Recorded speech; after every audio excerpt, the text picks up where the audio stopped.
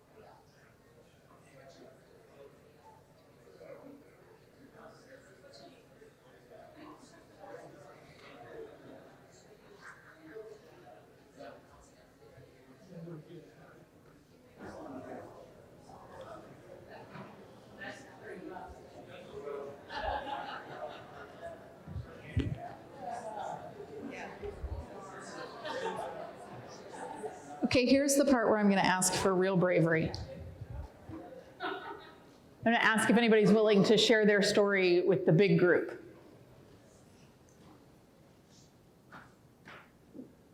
There's no, yeah, look at that. So my earliest memory is putting Mayday baskets on people's doors. Yeah, Mayday baskets. It's a fun way to connect with neighbors. Who else has a neighboring story they want to share? Sure. When I was a kid, we lived in a really small house and we didn't have a basement. But across the street, there was an older couple and they did have a basement. And we became friendly with them. My mom was a stay-at-home mom, so it's kind of like extra grandparents or whatever. And I remember just this really scary time when there was a storm coming and we rushed over there, and there were a lot of people that were in their basement. So it was a very neighborly time, but it stuck with me. I was probably 2 or 3 years old. So absolutely. Anybody else? I'm going to pick on you because your mama said so. Well, as a preacher's kid, we moved to Kansas when I was turning 4, and we had moved to Kansas from Texas. And our parsonage in Texas was very, very small. It was a student pastor parsonage. And when we moved to Kansas, we moved to Sylvia, and it was a very old house built at the turn of the century. It was huge. And so the parsonage was just overwhelming.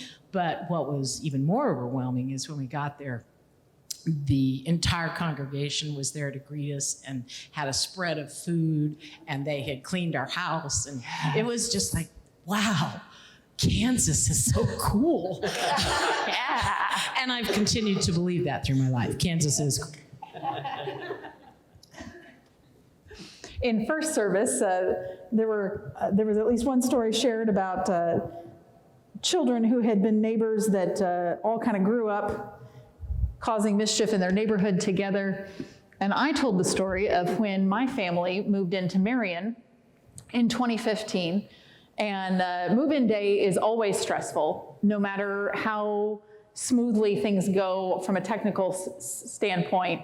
It's just inherently stressful to move all of your stuff to a new place. And in particular, on this move-in day, as the van was unloading all of our stuff, William was 18 months old at the time, and he made a discovery that to him was excellent, and less so to me.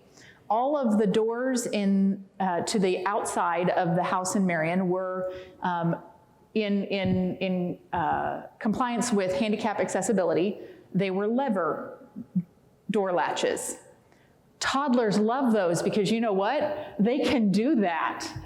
And so he discovered very, very quickly, within the first hour of the movers unloading things, that he could open the front door and set himself free into the unfenced yard.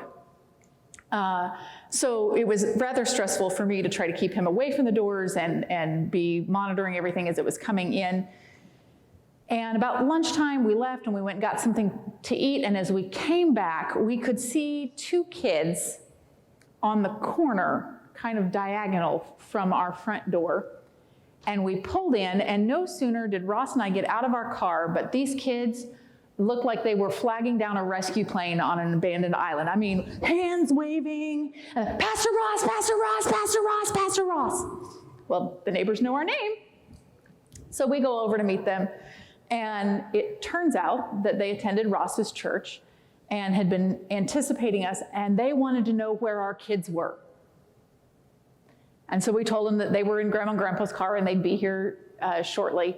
Well, can we play? And I was like, well, not at our house because furniture is coming in and being assembled and things are chaos. But they invited them over to play in their yard. And those 2 kids and their little brother, who was a baby at the time, and our kids became the best of friends. And it was just that instant, like in that day. And I remember looking at Ross and saying, man, I wish it came that easily as adults. Because I don't know if you've ever watched, but kids are the best at forming new relationships. All it takes to make best friends with a little baby is being seated behind them on a plane or in church and doing a little bit of raising your eyebrows or making eye contact or peekaboo. It doesn't take very much, and they're in. Kids are wired for relationship. And it's hard to figure out when exactly we lose that sense, that ability to connect in an instant. But it happens over time, right? Because what happens is that the complexities of our relationships, we start to carry into new interactions. We begin to bring in our anxieties about things that have not gone so well in the past, or somebody who gave us a grumpy face instead of the smiley eyebrows. And stuff starts to get messy. But kids remind us of one of the essentials of our Christian faith, particularly from a Wesleyan perspective. And that is that our two primary jobs are to align ourselves in relationship with God. That's that vertical relationship between us and God. And to reach out in relationship to one another. That's that horizontal relationship. And these two things feed each other, right? When we align ourselves with God through prayer, through worship, through Bible study, through receiving the means of grace in communion, one of the things that we are reminded is that the God we align ourselves to is a God of relationship. Is the God who comes walking in the garden, seeking Adam and Eve when they're hiding in the bushes. Is the God who invites Moses to take off his shoes and draw closer to holy ground. Is the God who speaks to Elijah in the still small voice. Is the God who wraps God's self in human form, choosing to be born as a baby in a manger, and to walk dusty roads with stinky fishermen, and to live and breathe and bleed and die as one of us, in order to secure relationship with us. We remember that the God we align ourselves to is the God that, after raising Christ from the dead, sends the Holy Spirit to continue that relationship perpetually with us and in us and through us. And so aligning ourselves vertically, it moves us into the horizontal. Right? Because if we are going to align ourselves with a God of relationship, it's going to push us into relationship with one another. And then this other thing happens. We begin to be in relationship with one another, and we begin to see in one another and through one another new things about God. And so our relationships with one another then help us build our relationship with God. And back and forth it goes, constantly moving us into better alignment with God and better alignment with each other.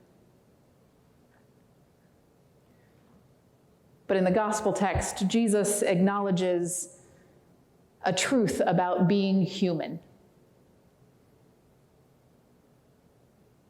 Jesus opens an invitation that begins with an acknowledgement of where we are. All you who are weary. There's tired, there's exhausted, and there is weary. And weary is one of those words you know when you feel. Weary is the kind of tired that leaves you thinking there must be a stronger word for this. Weary is when we begin to doubt our ability to keep going. Jesus acknowledges that sometimes we are weary. Because Jesus acknowledges that to be human, to be in a relationship with other humans, is heavy. I hear that word a lot right now. I hear it from colleagues that the work of leading the church in this era is heavy. I hear it from parents that the work of raising children to be the kind of humans we want to share the earth with is heavy. I hear it from caregivers, whether they're spouses or children. The work of making decisions for one who used to care for you and now is vulnerable is heavy.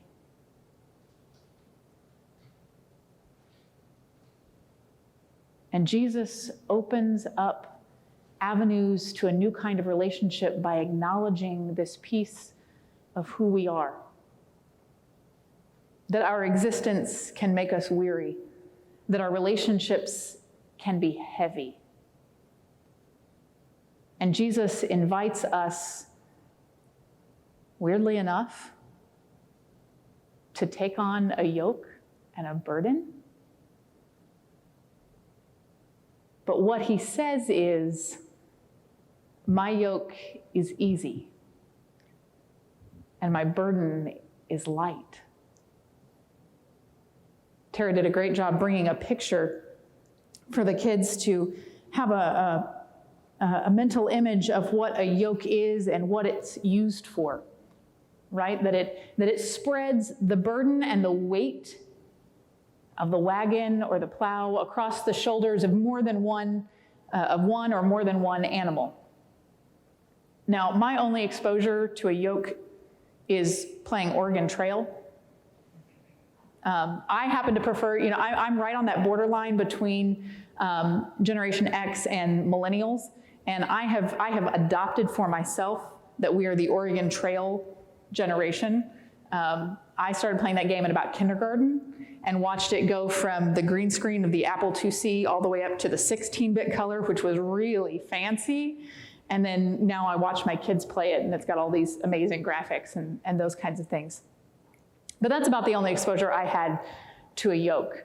But I understand the concept, that it's a distribution of the burden so that it is shared by the strength of more than one animal. And God invites us to share a yoke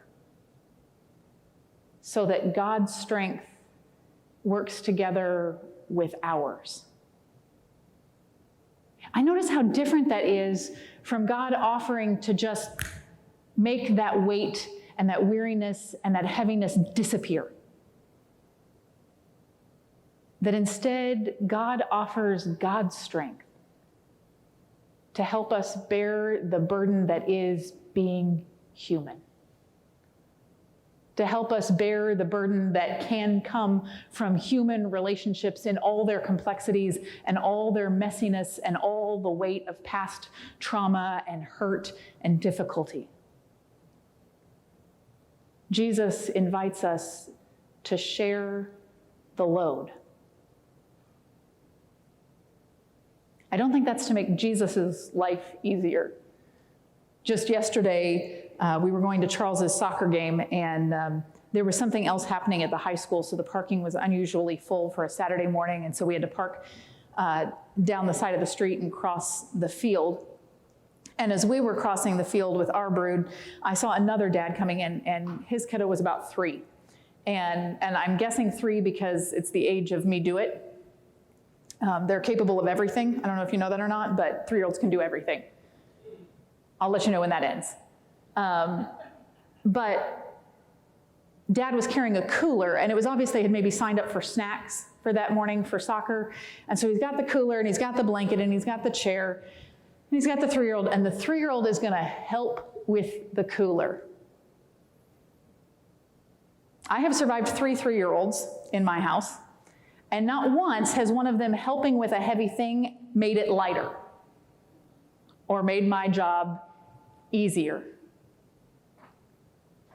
In fact, sometimes it was a lot more work when they helped. But what I also saw was that because the dad let him help, that little boy was able to carry something that he never could have carried on his own. He wouldn't have even gotten it off the ground by himself. But he carried it across a long field because he shared the load with his dad. God invites us to share our load in a way that allows us to carry the heaviness of human existence and relationships. And God invites us into the kind of relationship with one another that lightens each other's loads. And sometimes that's really practical things, right? Opening a door for somebody who's got their hands full, so they don't have to figure out which knee, ankle, or appendage they can use to swing it open and slide through. And sometimes it's much harder. Sometimes it's listening. Sometimes it's being willing to enter into the messiness of human life with one another. The scriptures call us into this kind of relationship with one another, that we bear one another's burdens, that we weep with those who know sorrow, that we stand courageously beside those who are facing their greatest fears, that we take the time to rejoice with those who know great rejoicing, that we walk beside one another, carrying the weight of human existence together, just as Christ walks with us, so that the burden is light and the yoke is easy. Thanks be to God. Amen.